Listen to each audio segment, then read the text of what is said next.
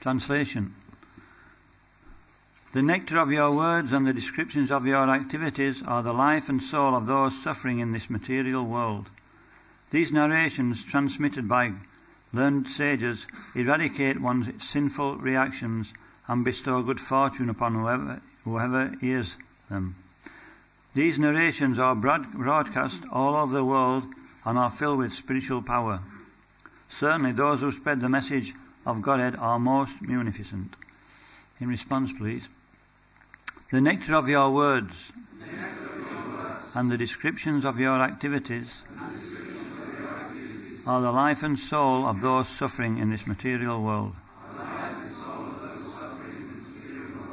These narrations, transmitted by sages, eradicate one's sinful reactions and bestow good fortune upon whoever hears them. These narrations are broadcast all over the world and are filled with spiritual power. Certainly, those who spread the message of Godhead are most munificent. Purport by His Divine Grace A.C. Bhaktivedanta Swami Srila Prabhupada Ki Jai. King Prataparudra recited this verse to Sri Chaitanya Mahaprabhu during the Lord Jagannath's Rath Yatra festival, while the Lord was resting in a garden. King Prataparudra humbly entered and began massaging his legs and lotus feet. Then the king recited the 31st chapter of the 10th canto of the Srimad Bhagavatam, the songs of the gopis. The Chaitanya Charitamrita relates that when Lord Chaitanya heard this verse beginning Kavat Katamritam, he immediately arose in ecstatic love and embraced King Prataparudra. The incident is described in detail in the Chaitanya Charitamrita, Madhya Lila 14:4-18. And in his edition, Srila Prabhupada has given extensive commentary on it. Om Gantimirandasya Gyananjana Shalakaya Chakshurunmilitam Jena Tasmai Shri Guruve Namaha Sri Chaitanya Manobishtam Stapitam Yena Bhutale Swayam Rupa Kadamayam Dadat Mantikam Vandeham Shri Guru Shri Uta Padakamalam Shri Gurun Vaishnavamscha Shri Rupam Sargjajatam Sahagana Raghunatham Vitam Tam Sajivam Savadutam Parijana Sahitam Krishna Chaitanya Devam Ta Krishna Padam Sahagana Lalita Shri Vishakan Vitamscha He Krishna Karuna Sindhu Dinabando Jagatpate Gopisha Gopika Kanta Radha Kanta Namostute Tapta Kanchana Gorangi Radhe Vrindavanishwari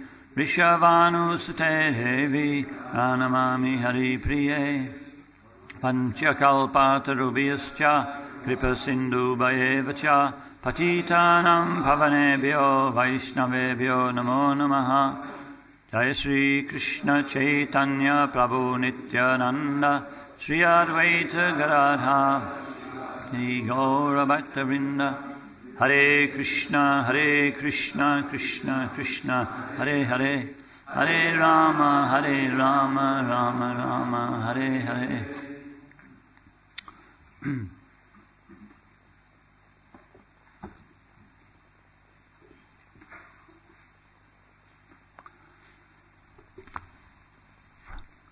So first time I heard this verse, I thought it was from some other part of the Srimad Bhagavatam, and I was very surprised when I came to reading the 10th canto, it to be in the middle of the 10th canto.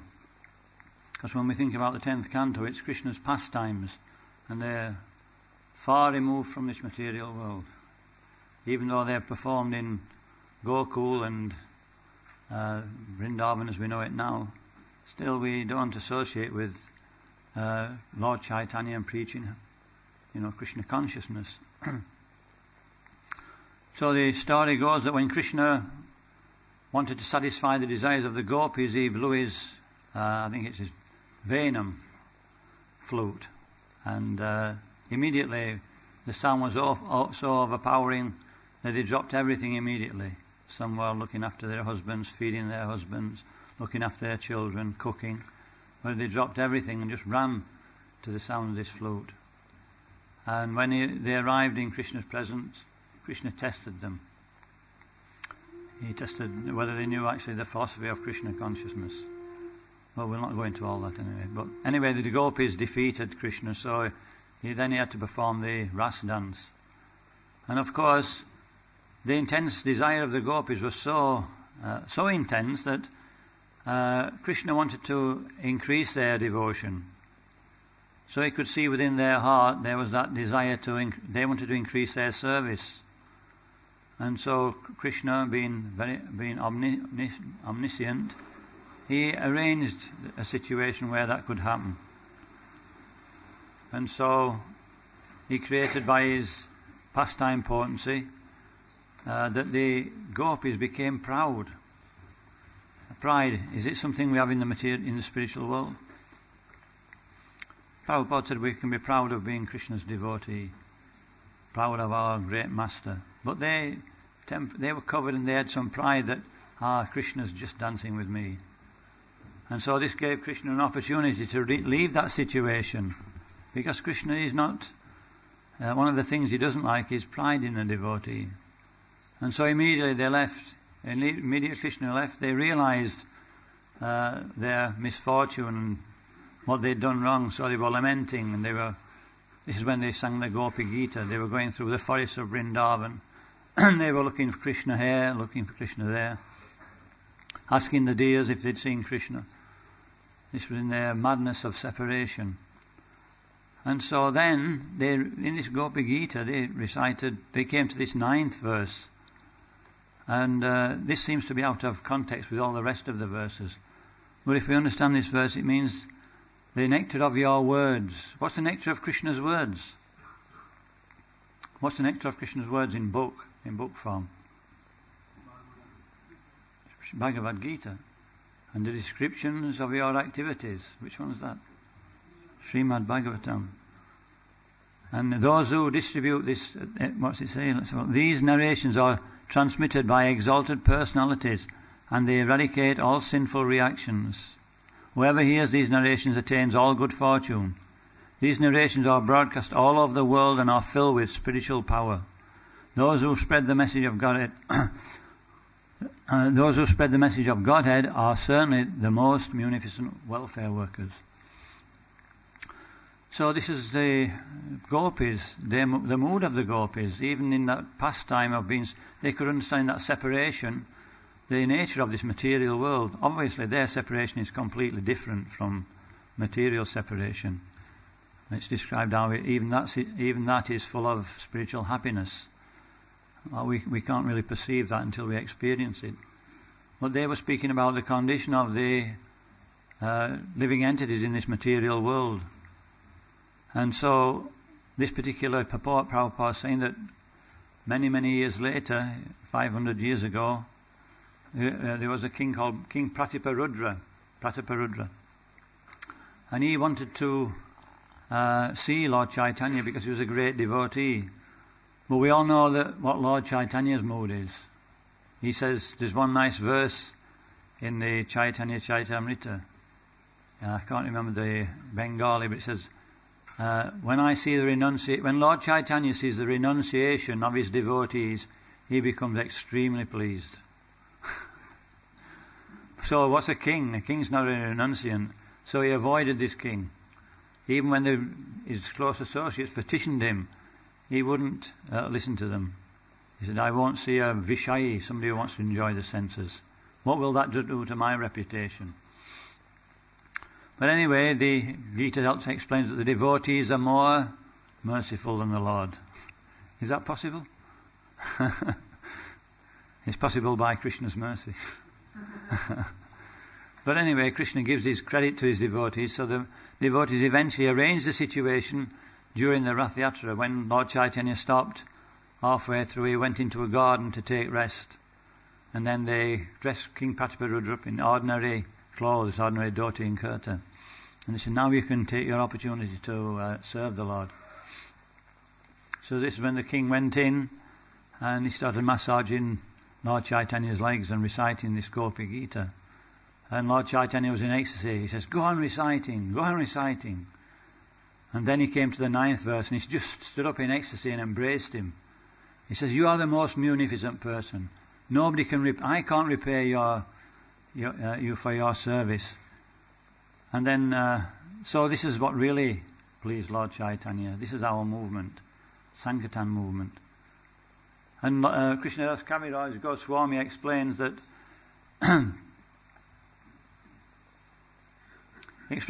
the king wasn't actually qualified to receive Lord Chaitanya's mercy.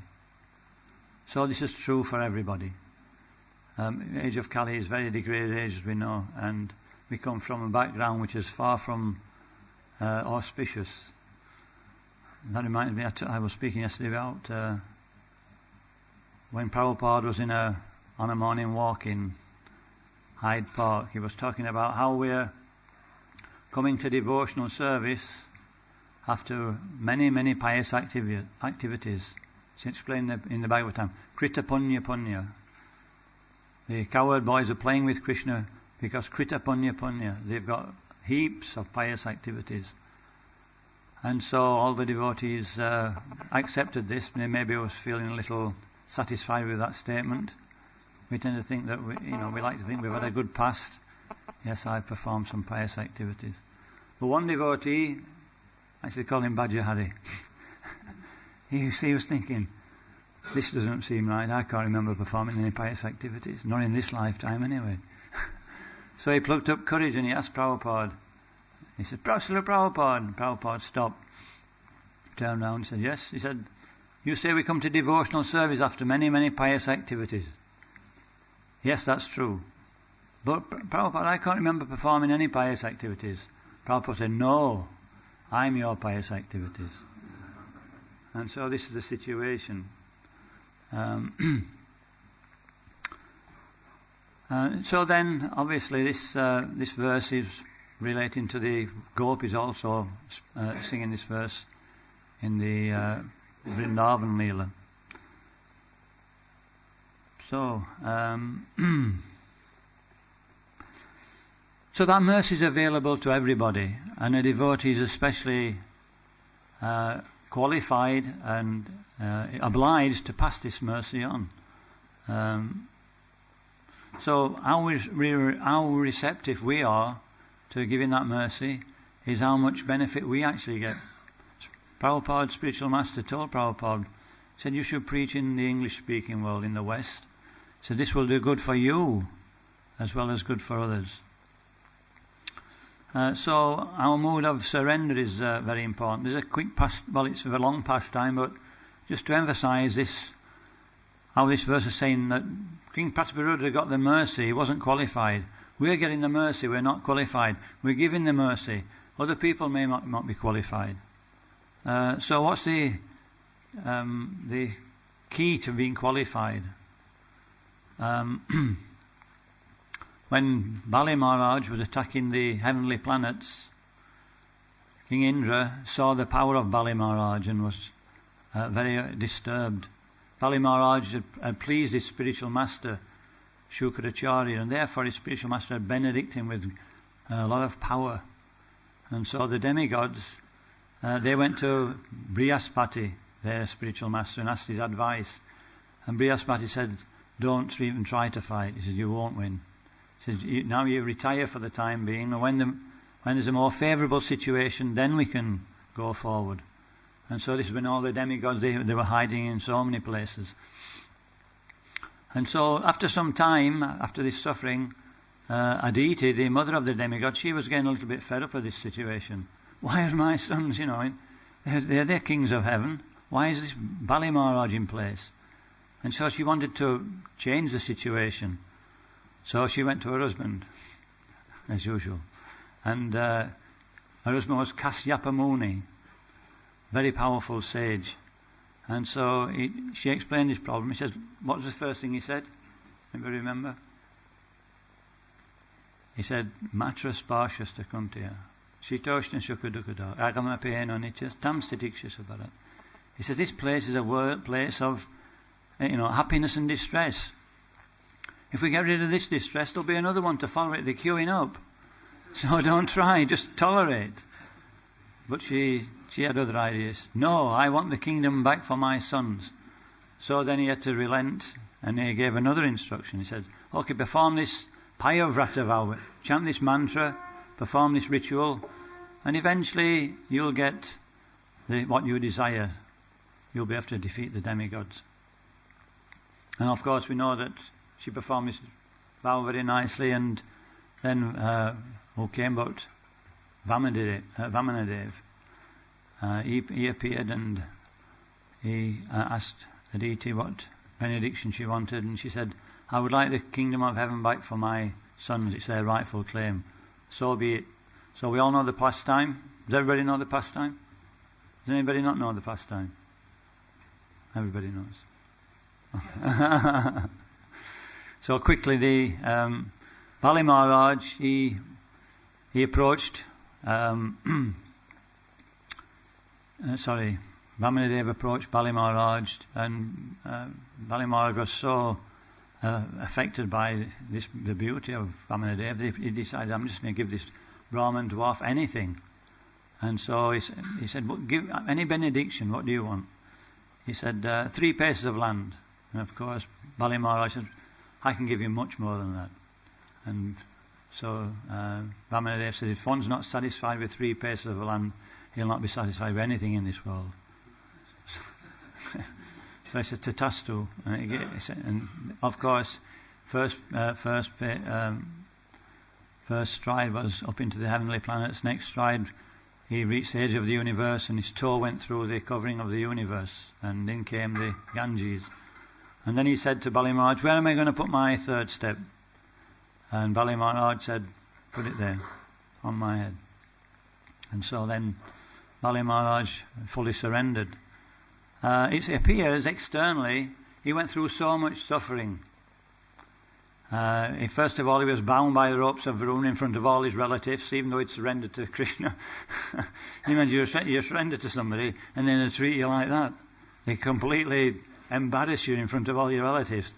Then he sent him down to the lower planets. But then he said, the other side came. He said, there you will have, I will be your gatekeeper. I will keep you company. You will have no fear. It's a better enjoyment than the heavenly planets. Prahlad Maharaj will be your constant companion to keep you in Krishna consciousness. And then after this term in the Sutala planet, you'll go back to the heavenly planets and reign there for so many thousands of years. So it appears that Bali Maharaj is coming from a demoniac background, just like Pratiparudra wouldn't be approached by Lord Chaitanya. But he had the right mood. He surrendered to the Supreme Lord. He surrendered to the instructions of Lord Vishnu, and therefore initially he suffered, but then he enjoyed so much. But what about Aditi? Aditi is a devotee, and she said she wouldn't follow the instructions of her spiritual master, her husband, and so therefore he had to compromise. And what was the result she got? Bali Maharaj, he gets promoted to the Sutala planet, enjoys heavenly happiness greater than heaven. Then he goes to the heavenly planets. Then he goes back to Godhead. What about Aditi? She just gets the heavenly planets back. Obviously this is a pastime. We can't say, Krishna is using his devotees in that way. But this is just the power of following the spiritual master's instructions, following the Acharya's instructions.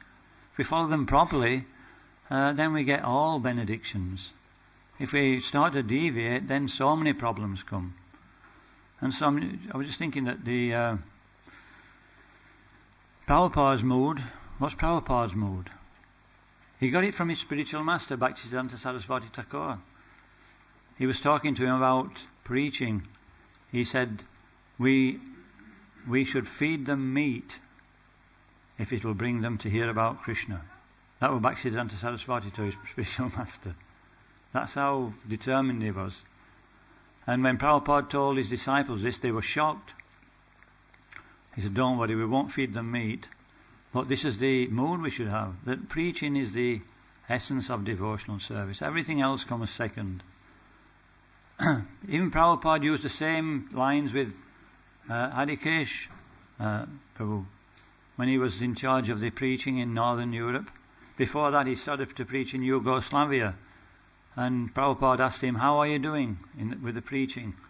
And he said, well, Prabhupada, we're doing well. They're very interested, but there's nothing to eat. He says, there's hardly any vegetarian food. And Prabhupada said, well, eat meat then. And Hare Krishna Maharaj, he didn't know whether he'd heard him properly or not, so he asked him again. And Prabhupada repeated, he said, just eat meat. He said, but Prabhupada, what about my consciousness? And Prabhupada said, to hell with your consciousness. So obviously this is going to the extreme, but but we can easily lose this preaching mood. There's so many things which will divert us. Why? Because preaching's an austerity. Preaching is tapasya. Tapasya means we do something which we wouldn't ordinarily do. Why? For some higher purpose. And so there's one verse in the Bhagavatam which is explaining this point. It's 8.7.44. Tapyante lokate tapena sadava prayaso janaha paramaradhanam taddi purushashya kilatmanaha. It is said that great personalities almost always accept voluntary suffering. Because of the suffering of people in general, this is considered the highest method of worshipping the Supreme Personality of Godhead, who is present in everyone's heart. Yaidam paramam guyam mad bhaktish avidashati. So here Prabhupada in the Krishna saying in the Bhagavad Gita that there's no one more dear to him than one who preaches. It's the highest method of worship.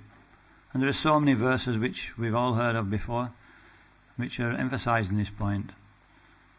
But what do we have to do to preach? What's the main thing that has to be in the heart? Or one of them? We have to have many good qualities. Many. Compassion. That's one good quality. Any other? Purity. Purity is the force. Huh? Faith. Enthusiasm. These are all very good answers. I was thinking about conviction. When we know this is doing good for me, and we're convinced about the process, then we think, why should I keep it to myself? Why not give it to others? Prabhupada tested his devotees. He had all his senior men there. Have we really got conviction? Do we really have the conviction that it needs to push on this movement? We're struggling a little bit at the moment, aren't we? In the beginning there was a boom, the Hare Krishna explosion. And now we're settling down a bit. It's becoming a little bit more sedentary. Maybe we can see that as being, this is the mood at the moment and this is the way we preach. But I've seen in temples around England, they've got more of the Sankirtan spirit and they're making Western devotees. Can you believe it? Very difficult to do. So there's a message in that. If we've got the right, if we have the right formula, then they'll come again. Maybe we've got the wrong formula. We're settling down to too much, easy-going preaching. So Prabhupada tested his senior men. He says, he looked at them straight in the eye and says, so, are you convinced? And they knew they couldn't fudge it. They knew they couldn't say, yes, Prabhupada. Otherwise, Prabhupada could see straight into the heart. He said, you have to become convinced. Then this movement will actually spread. So purity is the force. It all starts in our japa bead bag. There's more than our hand comes out of the bead bag. If we really concentrate on our basic sadhana, so many things will become very clear what we should do.